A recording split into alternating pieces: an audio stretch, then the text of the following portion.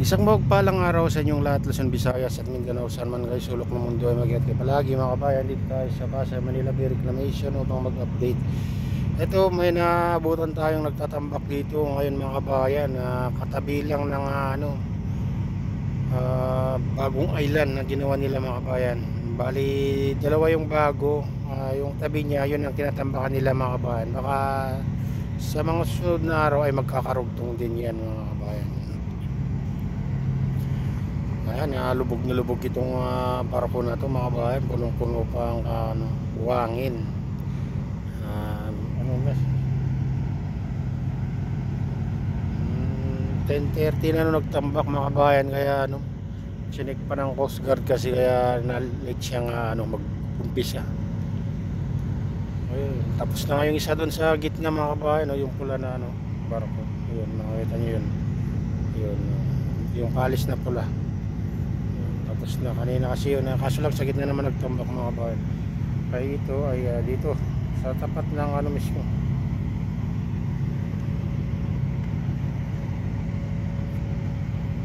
Lanson Place. Ayun mga kabayan, tapat ng Lanson Place itong magtatambak dito.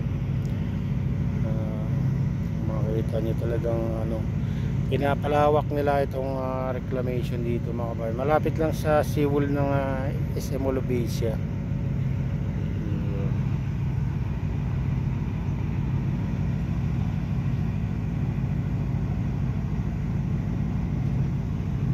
Ayan, grabe na yung lawak at yung natambakan nila mga kabayan simula nung pinayagan silang magtambak muli. Ayan, kung makita nyo na talagang napakalawak yung nasa likod niya.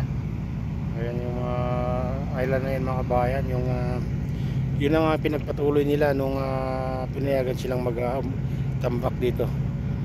Ayan, ito naman yung mga bagong island dito mga kabayan, kung makita nyo yan.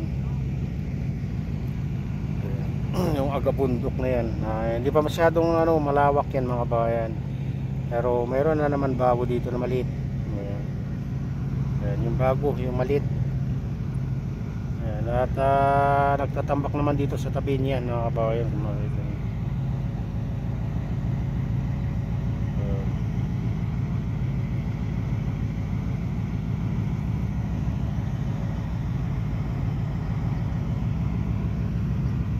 Mainit, umiinit ng sikat ng araw. 10:30 na kasi, 10:35 o 10:35 na ng oras mga kabayan. Late na sila na dumating, late na magtambak. Tapos chinek pa ng Coast Guard. Ayun, natagalan tuloy.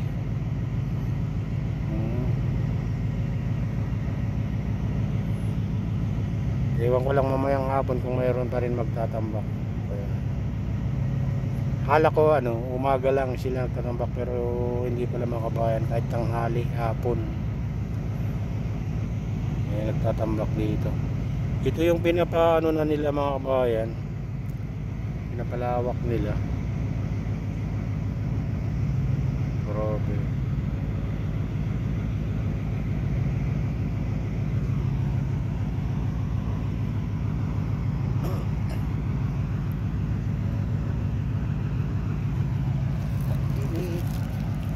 Mainit na yung sikat ng araw.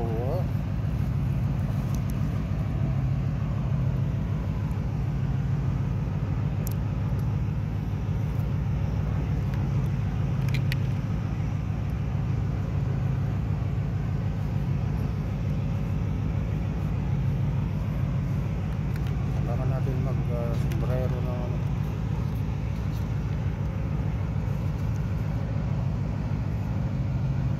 hindi tayo naka-live ngayon mga kabayan dahil naubusan tayo ng load, kaya lang.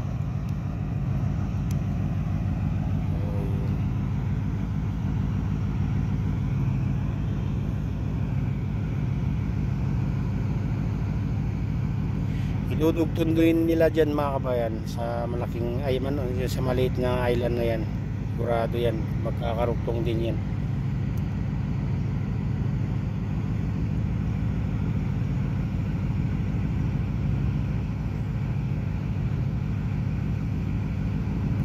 Ewan ko lang kung may lilitaw dyan pagkatapos niya mga kabayan.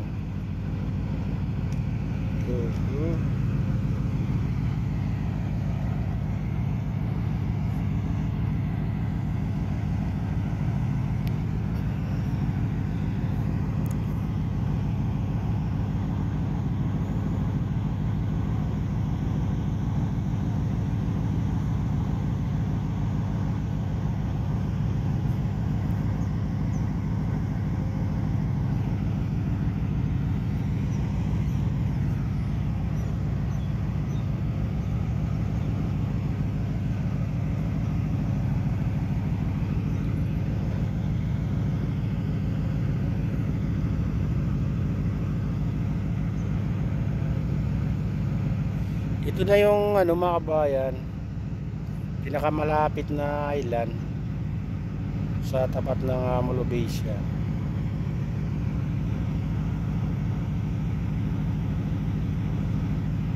Malamang ano, yung matitira na lang yung daanan nila, daanan ng mga ferryboat na lang siguro mga kabayan dyan. Kasi malalim naman dyan banda.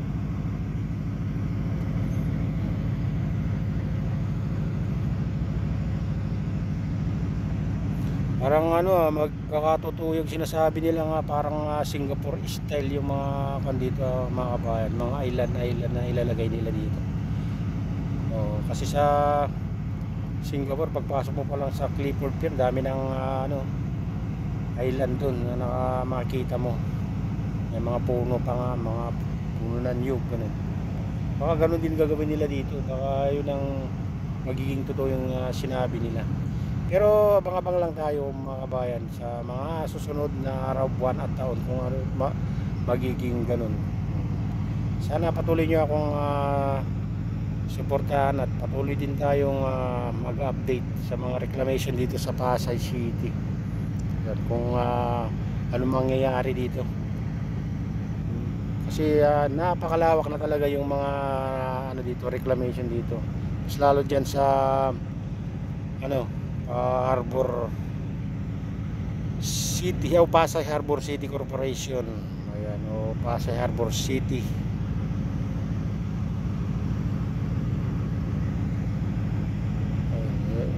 Ayan kasi yung pinakamalawak yun mga kabayan, no? Hindi mo na makita dun sa ano, makikita mo lang crane dyan sa mga pier dun sa nabutas na mga kabayan. Ganyan, nakataas itong buhangin na nakatambak dito. Ayan, yung makita nyo yan na ano doon, pumuputi na yun mga kabayan, puro buhangin. Diyan naman banda mga kabayan, doon yung sabi nila natatayo ng Manila Horizon, yung pangatlong island na tatayo ng Manila Solar, hindi natin matatanaw dito kasi ang tataas na yung ano mga kabayan, mga tambak na buhangin. Ayan, hanggang dito na lang ang ano natin mga kabayan na video natin at balik na tayo bukas ulit at tingnan natin kung may lumitaw na island dyan sa tinatambakan niya. At shoutout nga pala sa lahat ng OFW, mga immigrant sa mga bansa, shoutout sa inyong lahat, shoutout din sa lahat ng vloggers, shoutout din sa lahat ng sumusuporta sa aking YouTube channel. Sana hindi kayo magsawang sumuporta. Shoutout din sa lahat ng viewers, mga nagla-like. Shoutout din kay Kuya Iyo, kay Ate Lynn, kay Kuya Rick, sa aking misis. Mega shoutout sa inyong lahat. Shoutout din kay Putol, Nestor dyan sa Hawaii, at sa lahat ng tropa dyan sa Hawaii. Mega shoutout sa inyong lahat.